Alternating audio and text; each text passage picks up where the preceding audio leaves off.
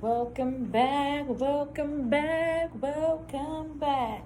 So, hello, welcome back, guys. This is going to be a mini series of what chemistry class would have been, but I have a limited time, so I'm going to try to break this down and spread the news and information as best I can. And I hope that you digest it and you share it with others because we love you here and we want to see the vitality of your life continue optimally. So, I am your friendly neighborhood healer, not your average dope dealer, and the mad scientist. And baby, I got some things to talk to you about very, very quickly and very, very diligently.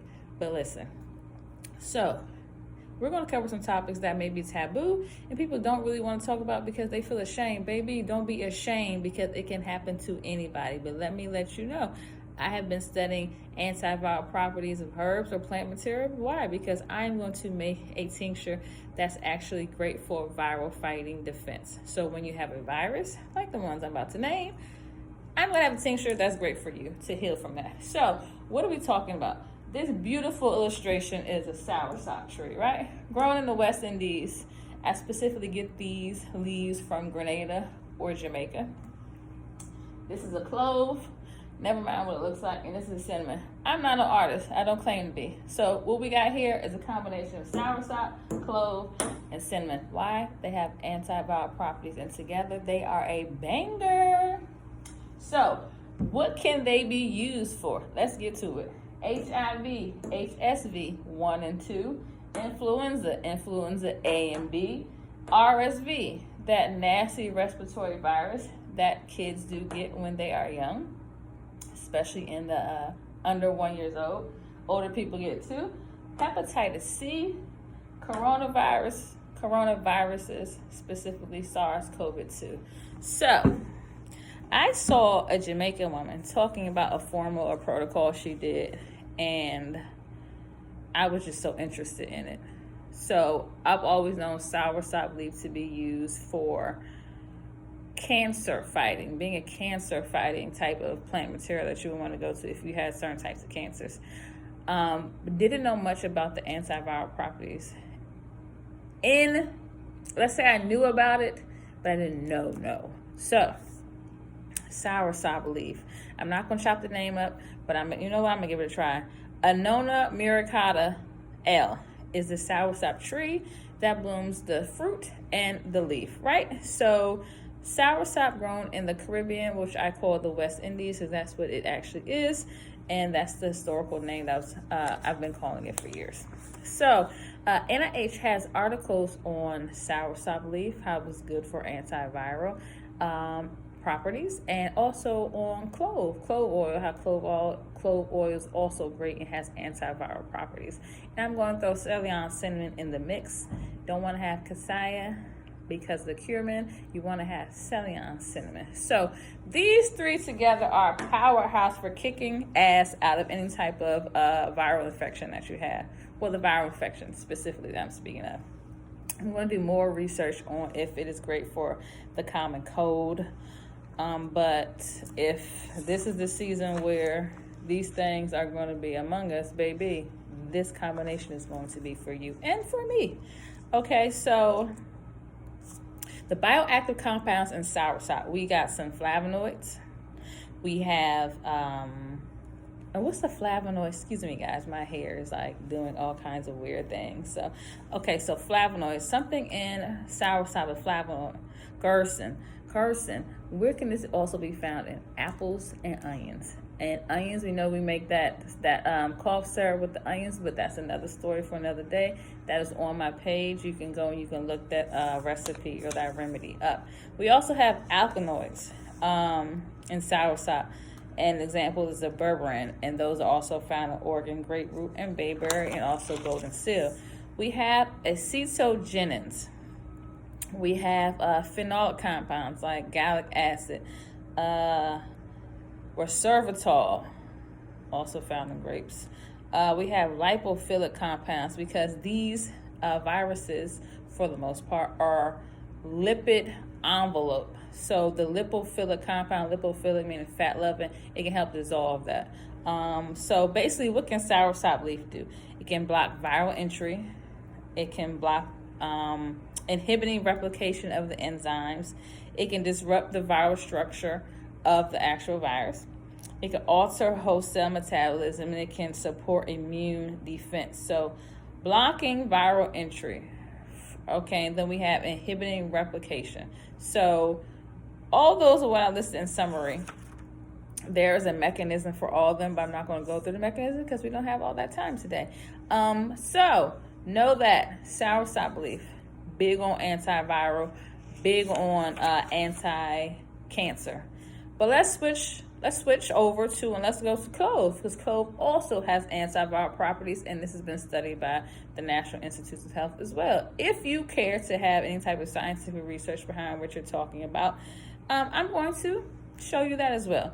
Clove, antiviral properties, has bioactive compounds, eugenol, also flavonoids, tannins, triterpenoids, gallic acid, and there's some other stuff in there too, girl and boy. So basically, what does clove do? And eugenol and other lipophilic compounds can break down also that lipid envelope virus that I was telling you about, that influenza, HSV. They have that lipid coating, I would say, or membrane encapsulating the virus. Interferes with viral enzymes, inhibit viral replication, blocks viral entry as well, and what else is it? Can reduce the virus ability to enter the cells by binding to the viral particles of host cell receptors. So in a virus, there's going to be, outside of that virus, there are going to be spike-like tentacles, proteins, receptors that are going to be looking to bind, right? And so this can block that viral entry and that viral replication. Immunomodulation, big word alert, modifying the immune system. So it can modify the immune system by reducing oxidative stress. What do we want to reduce oxidative stress? You want to have antioxidants. Those can be found in fruits, but very high antioxidants will be found in your berries. Enhancing host viral immune receptors. Again, these are things that can help to decrease and eliminate viral infection. Once more, let's get to our third thing, our great cinnamon bark. So our Ceylon cinnamon, coming probably from Sri Lanka. Yeah, coming from Sri Lanka. Remember, better than cassia cinnamon. That's what they have in stores. You have to specifically get Ceylon cinnamon. Some stores do have Ceylon cinnamon as far as spice. I think Whole Foods sells that. At least that's where I got it from. Bioactive compounds in cinnamon. Cinnamaldehyde. This is a mouthful of things today, okay? Major was volatile oils. Eugenol, which also found in cloves, also found in cinnamon. And anthocyanidins, right? What can they do? A mechanism. Inhibit viral entry. Here we go again. Inhibit viral entry. Suppress viral gene suppression and replication, reducing viral synthesis. Synergistic with the immune system, so works well with the immune system. Antioxidant, anti-inflammatory to fight infections. Here we go, that antioxidant word again. Antioxidants. We need to be having antioxidants in our system to be able to fight all viruses and infections. Because why? It levels out or eliminates, counterbalances the oxidative stress. Influenza A and B, it works on. Cinnamon we're talking about. RSV, that nasty little respiratory disease or infection. HIV, SARS-CoV-2. So that is where we're at. And together, these things in whole totality are a broad spectrum of activities. So you're going to get the best results by combining them together as far as fighting off any type of infections, viral infections. And they are a powerhouse of antioxidants. There goes that word again. Antioxidant. We want to be anti to the oxidative stress or the oxidation going on in the body within the cell. So we want to have antioxidants. So let's get back to a little bit of the goody good drops, right? So if you have, which is so-called a sexually transmitted disease or sexually transmitted infection, don't be ashamed, because this is why you shouldn't be ashamed. These things can occur contrary to popular belief without having sex. So body can develop HSV not by having sex. So this is also a zoonotic disease. Look that up. Zoonotic. What do you think about animals? Zoonotic disease also can come from animals. HIV. We know this was made in a lab and it was patent. I think that's how you spell it. Influenza. We're talking about A and B. RSV. Hepatitis C, coronavirus, SARS, COVID-2 specifically. So if you do a combination of soursop, scallion, cinnamon, and clove, then you yourself, if you take the tincture that I'm going to make, or you just have an herbal decoction, which is tea, infusing this in some tea, steeping in some tea, and drinking that. The Jamaican woman gave a formula that said 8 cloves, so 8 clove buds, 2 cinnamon sticks, and 8 leaves of soursop, or also known as graviola. Brewing this, steeping it, or brewing it gently. And you will take this, I think she said 3 times a day. Yeah, 3 times a day. 3 times a day, and that will actually decrease your viral load. So if you are having an outbreak from HSV, which you're having an outbreak on your mouth, you're having an outbreak on your genitals, or you're having an outbreak somewhere else. Even let's talk about shingles. If you're having chickenpox, so you will want to take the either tincture, or you can do your herbal tea decoction daily. So try this method and see if it works. If this coming season, or whenever in the future, if you have developed these, or you already have them, if you already have hepatitis C, if by chance someone you know develops, or you develop influenza, RSV, or the coronavirus, please make sure that you try this remedy. Also as well, when you try the remedies, it works best. Not saying that it won't work.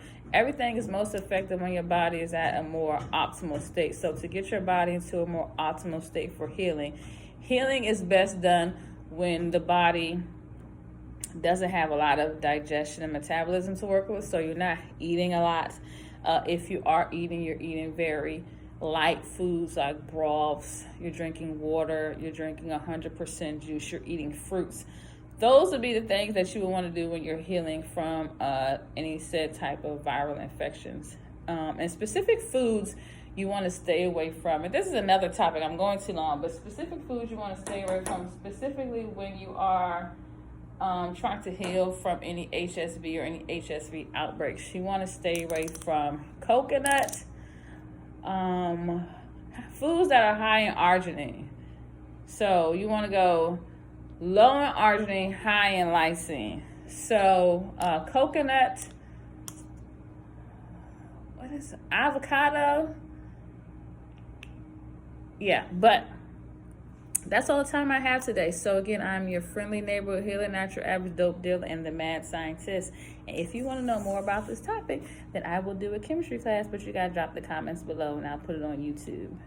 But have a great day. Be blessed.